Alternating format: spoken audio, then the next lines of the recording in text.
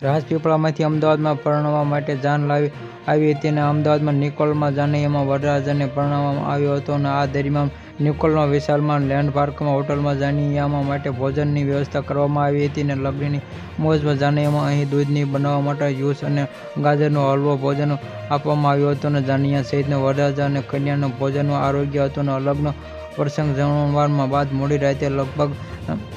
સમારંભમાં પૂરો થયો હતો. બાદ નિકોલથી જાનની વિદાય રાજપીપળા તરફથી આ સમયે ઘટના ઘટી હતી અને જાનની વિદાય થયેલા જાનૈયા ગાડીમાં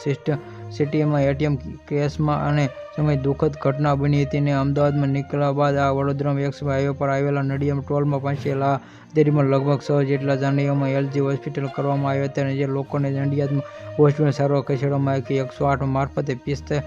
જેટલા જાનૈયા ફૂડ વિભાગમાં પાઇનએપલ ફૂડ થતાં આ નડિયાદમાં સિવિલ હોસ્પિટલમાં ખસેડવામાં આવ્યા હતા અને હાલ તમામ દર્દીઓ સુધી સુધારો આવી રહ્યો